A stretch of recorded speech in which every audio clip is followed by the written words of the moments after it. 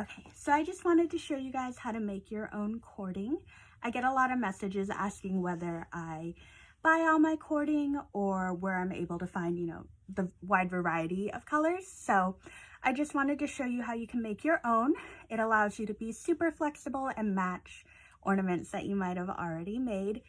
I typically use pearl cotton for mine just because it's really affordable and it has a good grip, so it does help that cording get really twisted. But ultimately, you can use what you feel most comfortable with. If I'm going for something sparkly, then typically I'll use like a silk lame or something like that. So what you're gonna want to make your own cording, what you'll need a quarter of some sort. This is the Kreinik version. There are a lot of different options out there. If you're unable to find it, you can also twirl it with a pencil instead, although that process does take a bit more time. And then you will want your colors of pearl cotton. You can use a bunch of different threads and flosses to make cording. However, I prefer pearl just because I feel that it makes the cording a lot stiffer and a lot tighter because the weave kind of catches on itself. Typically, I would advise having 2 hooks. So I have one here. It may be a little bit difficult to see. And then I have a bunch of command hooks kind of on this wall for different length cording. This is my needlepoint nook. I'm not too worried about having hooks everywhere, but if you don't want to drill into your walls, you can also either tape it to a surface, or if you've got a significant other, child, dog, anything that can hold it and sit still, that will work too. So it's super easy. That's really all you need. And then of course, scissors to cut your cording. The first thing you're gonna wanna do is figure out the length of your cording. So to do this, I'll typically take my ornament, loosely wrap it about 3 to 4 times, and then that will be the length that I use to make the cording. Here we go. Let's say I'm going to make cording that has 8 strands. So I'm going to tie one side to one of the hooks I have, but again, you can tie it to a chair, a spouse, girlfriend, boyfriend, whatever you want, just something to kind of hold it still. You can also tape it to the door.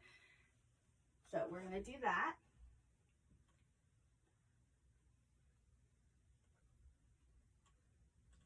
Okay. And so I've pre-measured about how long I need it to be, and now I'm just going to keep pulling off of my spool, keeping a continuous loop, but each direction change is an additional strand. So I'm going from my first hook, which is over there, I know it's kind of hard to see, to this one, that's 1, and then back to the initial hook is 2. All the while I am keeping it on the spool. So it's going to be one continuous giant loop. Okay, so this is 3, going back, this is going to be number 4. Again, just still all on the same, not making any cuts. Okay, so I've got 4, 5, this going back will be 6.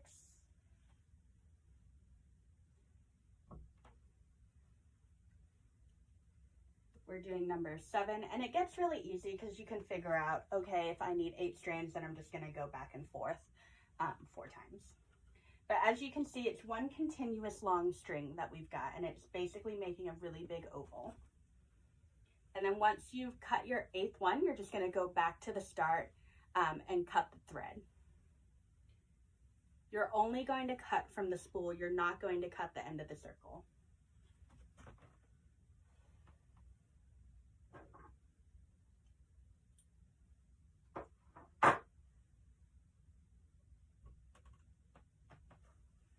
Okay, so this is our long continuous oval that we've got. You want to make sure it's straightened, and then you're going to tie a knot in the bottom. You want to have a loop on each side. So to do that, we're going to take our pearl with your right hand, pinch the end of the loop between your thumb and pointer finger. And then with your pinky, you're just going to go back and grab a little bit lower, and you want like enough that we can kind of stick our hands through. And then with these 2 fingers, you're going to go through that hole you've made, twist it towards you, So you've got like a kind of a figure 8 going, and then you're going to go through and pinch the top of the cording and just pull it through. So it's a very simple knot, but what that will give you is a nice little loop at the end. So we're going to repeat that again. These two, we're going to touch the top of the loop, pinky, we're going to pull it through. These two fingers go through, twist it towards you, and then once it's towards you, turn it around, grab the loop from these two fingers, and just pull it through that circle that you've made. And again, you want about an inch, half an inch on each side. This is kind of what our ends will look like. And then you're going to repeat for the other color. If you want cording that is all one color, then you'll just do this twice with the same color. Okay, and then typically what I do at this point is I just go ahead and hang both colors. I'll go ahead and hang both colors on my loop just for kind of ease of access. Okay, so I've got 2 strands here on my little hook. So what you're gonna do now is take the top color cording on your hook, and through the other end, you're gonna put your quarter through it, and then we're gonna twist it. So now when we twist it, it's very important that you keep the cording straight and that you twist in the same direction both times. So I always twist towards me. You can do it either way. Just remember which direction you twisted it, because you're gonna wanna do it for the other one as well. So I'm gonna go out of frame because the needlepoint nook is very small, but basically I'm gonna pull it tight and start twisting with the quarter.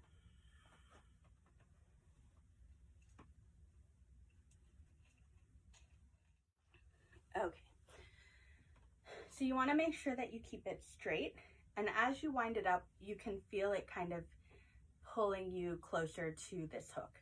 So when it gets to the point where it starts to wind up on yourself, let's say you give it just a little bit of a break from the tension and you can see it's curling, that's when you know it is a good tension. You're going to want to keep that tension in mind because we're going to want to have the same one for both colors. If you have one color that's looser than the other, it can give you like a very lumpy look, and ultimately I know you guys don't want that. So then once you finish twirling your first cord and it has that nice tension, it kind of springs back on itself when you give it just a little bit of wiggle room, then what you're going to do is take that top piece and hang it either on your other hook. So I've gotten my cording on a hook, and then I'm going to take my second strand and twirl that. Again, you're going to want the same tension and make sure to twirl it in the same direction. Then once you've gotten your second color twirled, you're just going to put it on a hook or give it to your partner to hold, and they're just going to want to hold it straight until we get to the next step. Okay, so I have my 2 colors of cording. I don't know if you can see them, and each one is on a hook on the door. What we're going to do now is we're going to flip one of the colors. It doesn't matter which one. I typically do the top one just because it's on top and it's easiest to get off, but it doesn't matter. And what you'll want to do is make sure again to keep it straight and tight while you're doing it. We're going to take it off, do a 180, and then put it back on the hooks.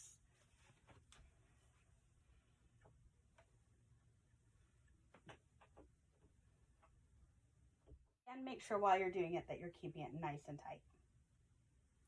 Okay, and then once you've got it flipped, you're going to want to take the bottom ends at the same time and tie them together as close to the edge as possible, leaving the 2 on the hook together. And again, you want to make sure that you're keeping them straight throughout this entire process. Okay, so I've got my 2 hook ends here. Again, you're just going to tie them together.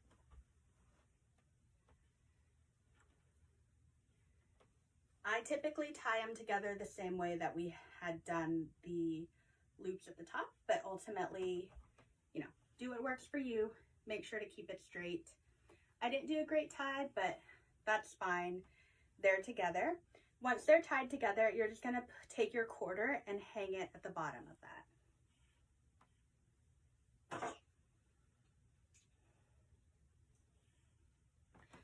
I do this to give it a little bit of weight and just to keep it kind of pulled forward the entire time. If you're using a pencil or something to twist it instead of using the quarter, then I would just hang like a weight here to keep it straight. And then typically what I do is I will take the two colors that are still on the hook, pinch them together, meanwhile kind of keeping everything straight. And then typically I'll just hold them in the air and then let go of the bottom. And as you can see, the quarter is just kind of turning on its own. So I'll let it do that until it starts to go backwards. And then this is what we have. It's still pretty loose, but you can see that it is starting to kind of wrap around itself. So then what I do now, I will typically tie a loop at the top of the cording and then put it back onto the hook. And then with my quarter, I'll twist it in the direction of the cording just to make it nice and tight. You're going to want to keep twisting until it is really wound quite tightly all the way through. Again, just making sure to kind of keep it straight. Okay, so now I've got it wound very tightly. And then typically what I'll do is I'll just kind of go up and down slowly a few times to remove any kinks that might still be in there and just ensure that everything is kind of wound together very tightly.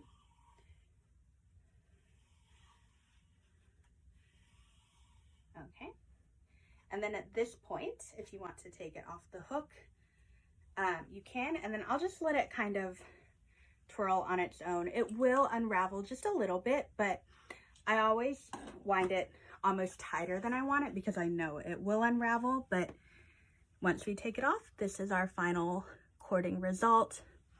Very tight, very closely woven together. As you're sewing it on, you can always twist it more if you want to get it tighter, or maybe you find that it doesn't have the consistency you want all the way through.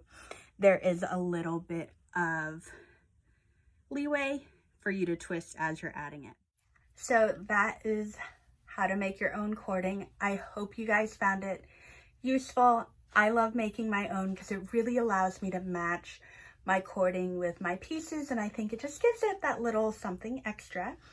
If you have any questions, definitely feel free to message me. I love getting your messages and kind of seeing what you're working on.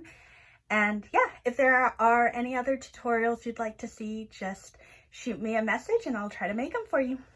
Thanks for watching. Bye.